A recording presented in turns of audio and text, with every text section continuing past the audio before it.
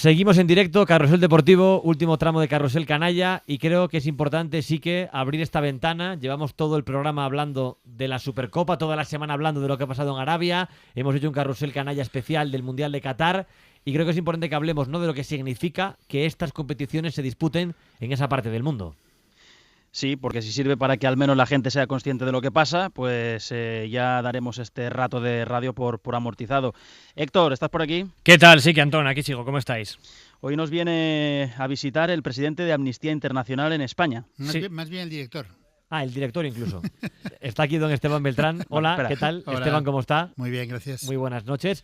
Y Héctor quiere explicarnos qué es exactamente eso del sportswashing. Sí, la traducción literal sería más o menos el lavado de imagen gracias al deporte. Es la práctica de países o empresas que pueden usar el patrocinio deportivo o la organización de eventos deportivos para mejorar su reputación. Sin ir más lejos en lo que está haciendo en el Golfo Pérsico en los últimos años. Hablamos de Arabia Saudí, de Qatar, de Bahrein, pero es algo que no se inventó ayer. Todos podemos hablar del Mundial de Italia 34 con Mussolini, de los Juegos de Berlín del 36 con Hitler, y hay muchísimos ejemplos en el Golfo Pérsico, por ejemplo, sin ir más lejos en los últimos años. Hablamos del Mundial de Qatar, de la Supercopa de Arabia Saudí que ha terminado hoy, mundialitos de clubes en Emiratos Árabes Unidos y en Qatar, grandes premios de Fórmula 1 este año, 4 en esa zona: Emiratos Árabes, Bahrein, Arabia Saudí, Qatar, motociclismo, el Dakar en Arabia, tenis, golf, balonmano, atletismo, natación. Y todo también no solo en propio territorio, sino que estos países muchas veces se extienden hacia el exterior. El Manchester City es propiedad de Emiratos, el PSG de Qatar, el Newcastle de Arabia Saudí, equipos ciclistas, la compañía Fly Emirates patrocinando muchísimos equipos, y luego también deportistas embajadores. Sin ir más lejos, lo vimos en el Mundial de Qatar, nombres como Guardiola, Cafú, Beckham, Eto'o, Ronald de Boer, Xavi. O el último, el de Cristiano Ronaldo, flamante fichaje del Al Nassr saudí, cobrando una cifra cercana a los 200 millones de euros al año, y que también, de forma indirecta, va a blanquear la imagen del régimen saudí. Señor Beltrán, ¿cuánto le preocupa a Amnistía Internacional el papel del deporte en este lavado de imagen de dictaduras como las que estaba comentando Héctor? Pues bastante, porque en realidad responde a una estrategia de los gobiernos del Golfo, ¿no? Como bien ha relacionado Héctor, estamos hablando de los 4, Emirates también, Emiratos Árabes Unidos también, con todo su patrocinio de camisetas, etcétera. Es decir, lo que intentan es que cuando se disputa la Supercopa en Arabia Saudí, se hable de fútbol y se hable, de repente patrocinan el turismo, patrocinan una línea aérea, y todo esto hace que se hable menos de las 148 ejecuciones de este año, de que una joven saudí ha sido condenada 148 ejecuciones este 148 ejecuciones este año. El año 2022, o sea, el año anterior. Y solamente, lo decía, en un día, el 12 de marzo, hubo 81 personas ejecutadas. Y en Arabia Saudí, estamos hablando de un país donde la ejecución se lleva a cabo por decapitación o por ahorcamiento. Y las que son por decapitación son públicas.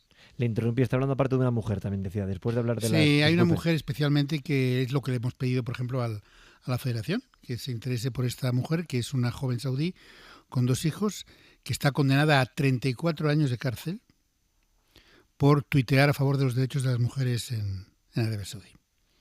Entonces, bueno, pues cuando el deporte, sea cualquiera, hace que se hable de la modernidad de estos gobiernos, se olvida que muchos de ellos están en el más absoluto de la media. ¿Se ha adelantado en algo desde que la Supercopa de España se celebra ahí? No, realmente no. Hubo una mejora limitada, es que no deberíamos estar ni hablando de esto, pero una mejora limitada cuando se permite o se permitió conducir a las mujeres, como si fuera un gran avance conducir a las mujeres, o porque se habla de un gran avance porque hay una liga femenina de fútbol, o porque ahora se permite en algunos eventos, no en todos, que haya mujeres que comparten con hombres. En realidad estamos hablando de retrocesos graves. Por ejemplo, se suspendió del 2020 al 2022, precisamente por la presión internacional, las ejecuciones por tráfico de drogas, que han vuelto a reanudarse con entusiasmo después. Hemos pasado de un año del 2021 con 65, que sepamos, personas ejecutadas a 148. Por lo tanto, no ha habido ninguna gran mejora, porque aquí la clave no es la Supercopa, ni es la presión que hagamos sobre los gobiernos que violan derechos humanos y en este caso un gobierno, por ejemplo, que sus funcionarios han, por dar un ejemplo, descuartizado a una persona en un consulado, al periodista Khashoggi. O sea, no solo no se ha avanzado en materia de derechos humanos, sino que en algunos aspectos se ha incluso retrocedido. Sí, y lo que tiene que ver con algunos de los avances, por ejemplo, son muy limitados. Las mujeres ahora pueden conducir, pero las mujeres que protagonizaron la campaña para que las mujeres conduzcan han estado presas muchos años y siguen bajo restricciones como, por ejemplo, que no se puede viajar. O sea, realmente no ha cambiado sustancialmente la situación y en algunos casos ha empeorado. Yo tengo la sensación de que ustedes denuncian, ustedes explican lo que pasa, ustedes solicitan que el deporte sirva para visibilizar lo que ocurre en estos países y percibo que les hacen poco caso. Que cada vez hay más eventos en esos sitios, que cada vez hay más deportistas como Cristiano Ronaldo que se hacen imagen de un país como Arabia. ¿Por qué cuando los datos son tan duros y su mensaje es tan claro, el deporte parece que mira para otro lado?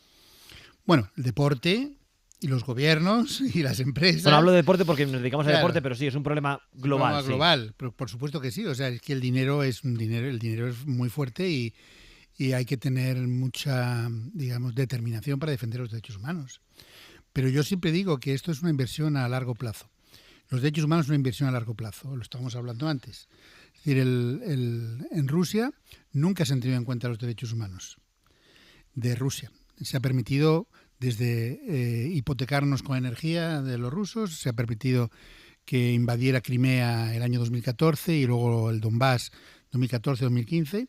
Nada pasó, ninguna consecuencia, se celebró el Mundial en Rusia y ahora estamos diciendo, ahora ya debemos enfrentar a Rusia, cuidado con la energía, los derechos humanos son importantes. Es decir, aquí estamos hablando de cosas muy importantes y efectivamente la prima los lobbies de los gobiernos, y el gobierno saudí, lo hemos visto ahora precisamente en el Parlamento Europeo con acusaciones de cómo los lobbies han actuado impunemente en Renato Qatar con corrupción de gente.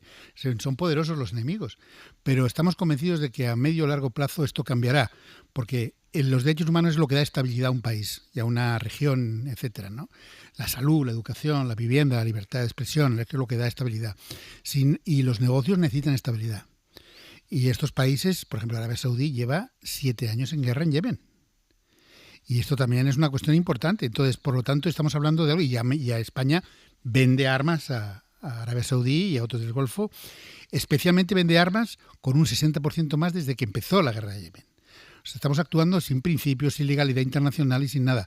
Esto tendrá sus consecuencias en el futuro. Por eso alertamos de que o bien se tienen en cuenta los derechos humanos en las relaciones con estos países o bien nos enfrentamos en un futuro a un chantaje. ¿Y qué puede hacer el deporte? Yo creo que el deporte ha tenido momentos importantes también de plantear los derechos humanos. Cuando hablábamos, por ejemplo, de México de 68, pues hemos visto cómo levantaban 2 atletas digamos por racismo, antirracismo, los puños y con los guantes. Hemos visto momentos importantes, hemos visto ajedrecistas que se niegan a ir a estos países por motivos de derechos humanos. O sea, cuando tienes convicciones, los deportistas pueden hacer mucho. Hemos visto cómo la selección alemana, que les fue impedida llevar brazaletes arcoíris en Qatar, señalaron la censura que habían sufrido. O sea, estamos hablando de que no se pueden ignorar. Lo que es realmente increíble es que no se vaya, porque Amnistía no busca el boicot, sino que los derechos humanos como si no existieran.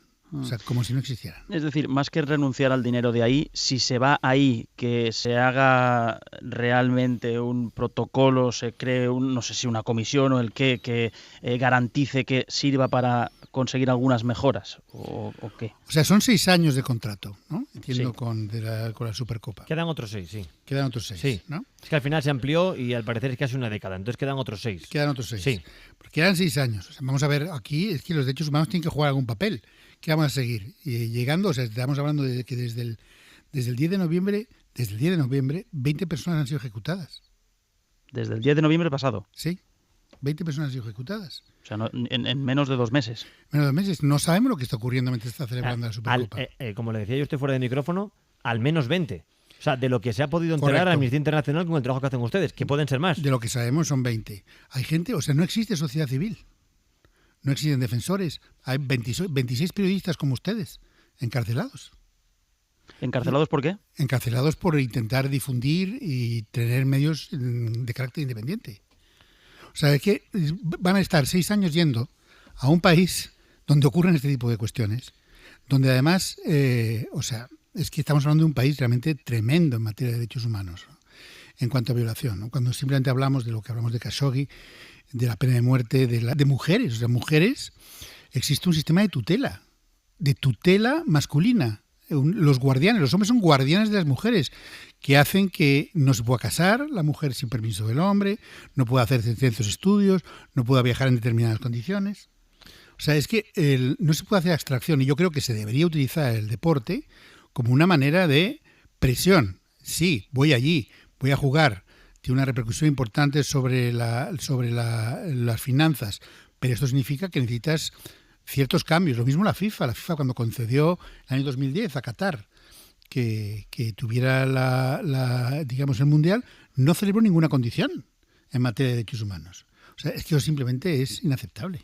El otro día leía una entrevista en El Mundo a Sergio Canales, futbolista del Betis, y decía Sergio que a él le da pena no ser más valiente, que posiblemente a él no le gustaría ir a jugar a Arabia Saudí, pero que estaba jugando en Arabia Saudí. Estamos hablando, Héctor, de Arabia Saudí, sí, que es un caso muy particular porque está organizando mucho y le queda mucho por delante. Sí, tiene 2 grandes objetivos a medio plazo. Unos Juegos Olímpicos, organizarlos a partir del 2036. Los del 32 están ya otorgados a Brisbane, así que a partir del 36 intentar organizar unos Juegos. Y también se ha hablado mucho, de hecho, en los últimos días con la llegada de Cristiano Ronaldo, esa candidatura para el Mundial 2030. Pero es que ya tienen los Juegos Asiáticos del 2035, unos Juegos Olímpicos asiáticos de invierno en el 29, de invierno en Arabia Saudí, parece que es una broma, pero es real, aparte de que ya organizan diferentes eventos, han comprado el Newcastle en las últimas fechas o han provocado ese cisma en el mundo del golf con la creación del circuito Leaf, por ejemplo. Están copiando la estrategia de Qatar, pero incluso exagerándola, ¿no? O sea, son los 4 países, digamos, Bahrein, Qatar, Emiratos Árabes y Arabia Saudí, los que actúan en conjunto. Son los mismos países de una coalición que está en guerra en Yemen también, utilizando armas de todo tipo, incluyendo o recibiendo armas españolas. Y es la misma táctica de todos estos países en relación con su fuerza es el dinero, su fuerza es a través del deporte, ¿no? Y los 4 están siguiendo la misma pauta. Hay diferencia entre unos y otros, no son exactamente los mismos países, ¿no? En el caso de Qatar, el problema son los trabajadores migrantes, pero es muy interesante. Si se concede, por ejemplo, el Mundial o los Juegos Olímpicos a Arabia Saudí, van a tener el mismo sistema de esclavitud que tenían en Qatar cuando empezó. O sea, el sistema de kafala, que se llama, que es un sistema por el cual cualquier trabajador migrante que llega ahí, el empleador le agarra el pasaporte, le confisca 6 meses de salario, es un sistema de semiesclavitud que utilizaban en Qatar, es el mismo que lo tienen vigente en Arabia Saudí. Si lo puede explicar otra vez, es que no lo sabía y ¿se llama? Kafala. Y es que llegas, te quitan el pasaporte y te pueden retener el salario 6 meses. O sea, es lo que han hecho, por ejemplo, durante los primeros años en Qatar para construir los estadios. Llegaban los trabajadores migrantes más pobres, que además se endeudan para poder ir, y cuando llegas al país, no es el Estado que te confisca el pasaporte, ni siquiera es el Estado, es el empleador, la empresa, te confisca el pasaporte. Te ponen condiciones en general lamentables.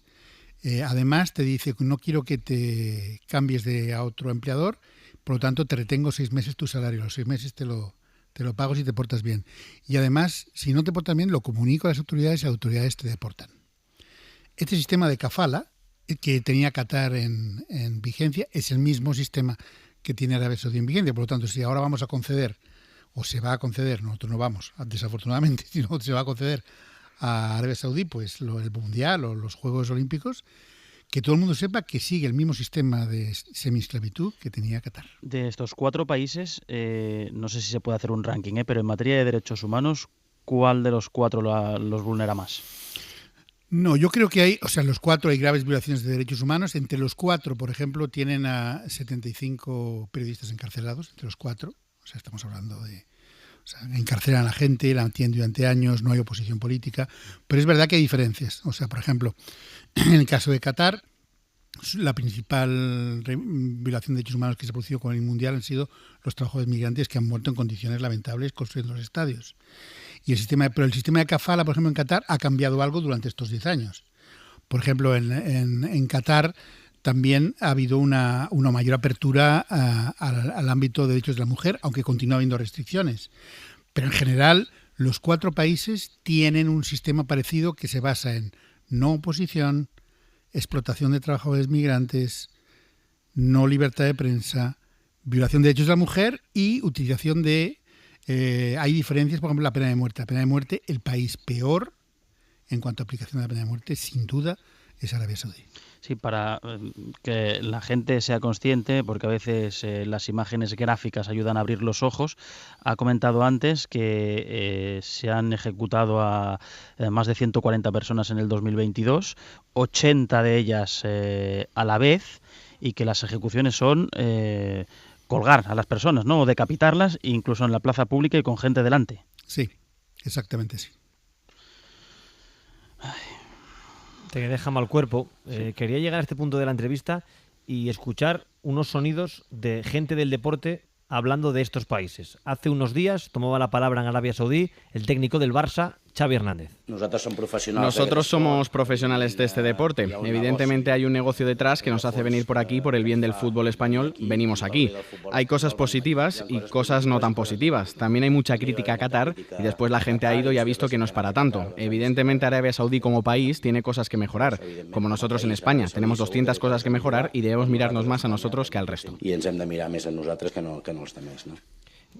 Estos mensajes, hemos puesto Xavi, hay más, está Rubiales, que escucharemos, Infantino, tenemos más mensajes, pero este de Xavi, mandar este mensaje a la cantidad de gente que llega, ¿es blanquear un régimen como el de Arabia o como el de Qatar o no? Claramente, es blanquearlo y compararlo. O sea, no... Y además Xavi ha tenido una larga tradición de colaborar con este tipo de regímenes. Por lo tanto, lamentablemente, creo que lo blanquea. Y no es para tanto, no sé qué significa. Hay cifras que hablan de miles de trabajadores migrantes construyendo los estadios en los que España jugó. Por lo tanto, no sé qué significa, no es para tanto.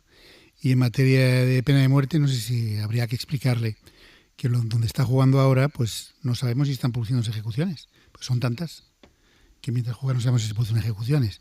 O sea, realmente no hacen ningún favor a los derechos humanos, ni al fútbol, ni a la imagen del fútbol, ni a la imagen del Barça, ni del entrenador del Barça, como otros, no solamente por el Barça o de Cristiano Ronaldo, hace ese tipo de declaraciones. Cristiano Ronaldo no ha hecho ningún tipo de declaración, es lamentable, pero es que las declaraciones de Xavi son en cierta manera como mitigando lo que ocurre en estos países, ¿no? Hace un año, sí que decía esto en el larguero el presidente de la Federación Española, Luis Rubiales. Y luego aparte es que a nivel ético creo que lo que estamos haciendo aquí es ayudar mucho al desarrollo de la mujer en el fútbol, que es nuestro cometido. Y el resto de cuestiones, pues son cuestiones políticas que permanecen al margen del fútbol. Yo voy a seguir trabajando, convencido de que podemos ayudar a los cambios, y esos cambios que digo ya son una realidad. Hay una liga femenina, las mujeres entran a los estadios y entran durante todo el año, y entran con hombres exactamente sentados en el mismo lugar, y todo eso, los primeros que lo pusimos en un contrato en negro sobre blanco fuimos nosotros.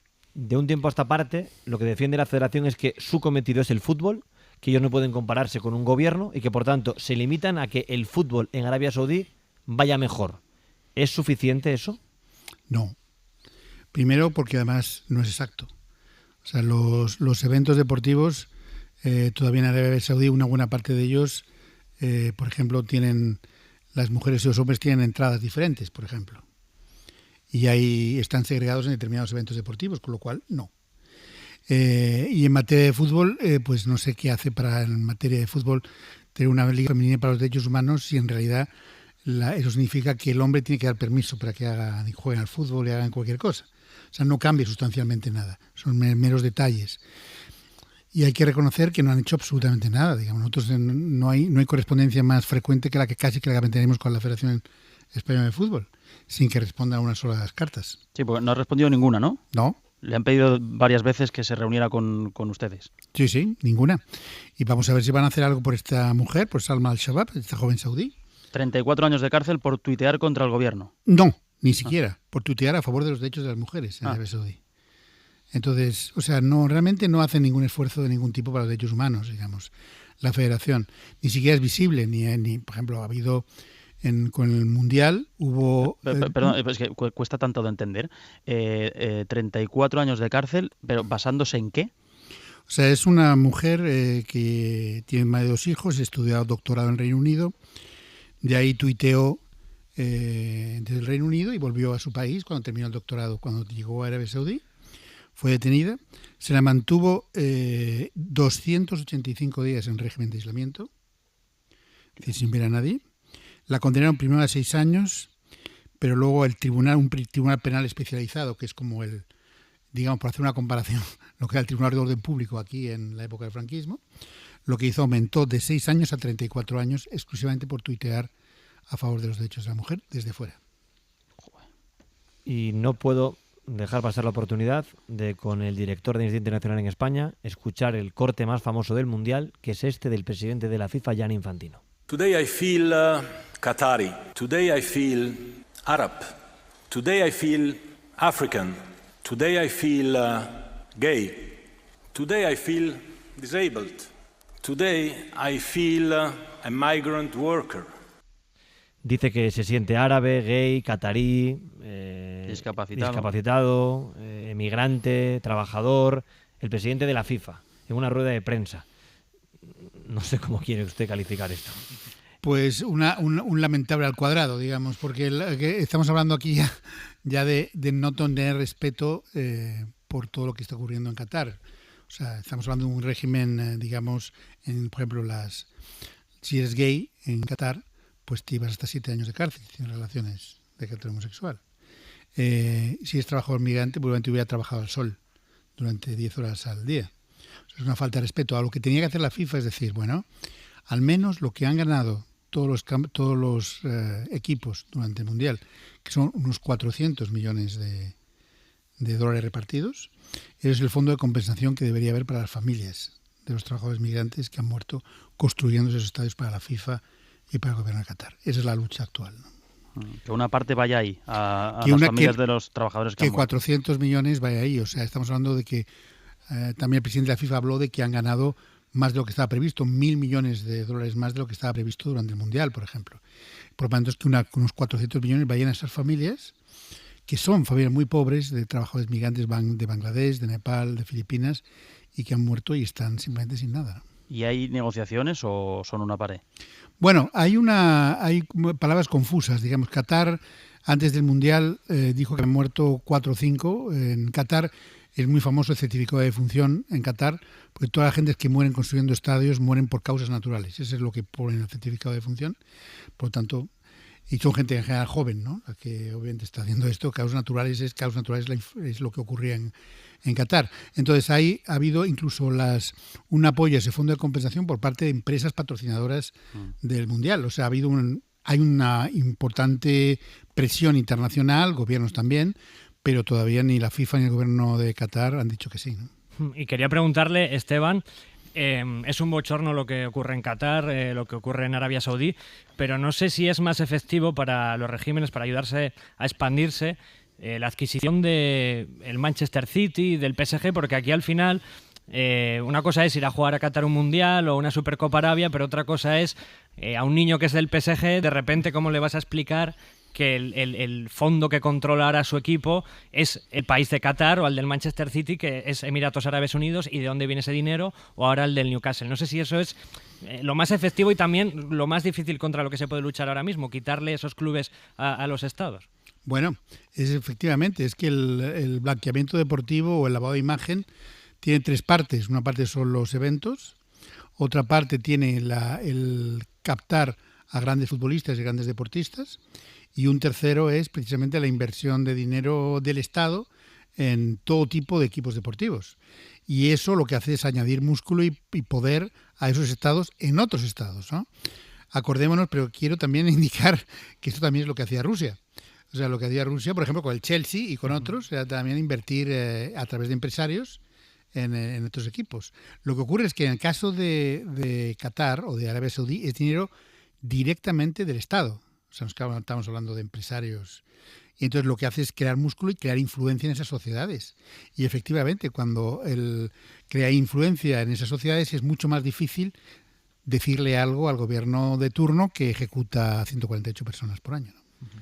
Esteban Beltrán, director de Amnistía Internacional en España, muchas gracias por venir a la cadena SER, por estar en este rato final de Carrusel Deportivo y que ojalá estos mensajes sirvan para que la gente se conciencie, sepamos todos dónde está moviéndose el deporte ahora mismo y ojalá que no quede en el olvido el mensaje y al menos a largo plazo veamos que el deporte ha servido para visibilizar problemas tan graves y para ver cambios en regímenes que merecen un cambio. Yo creo que lo interesante de aquí, viendo con perspectiva esto, es que esto nunca estuvo en la prensa, en los medios deportivos, y que ahora está. Ahora el paso siguiente es que pase de los medios deportivos a los clubes, a los deportistas, etcétera, etcétera. Y yo creo que eso, si logramos que pasen las preocupaciones a ese ámbito, yo creo que el logro será importante, ¿no? Ojalá que sí. Muchas gracias. Gracias a vosotros.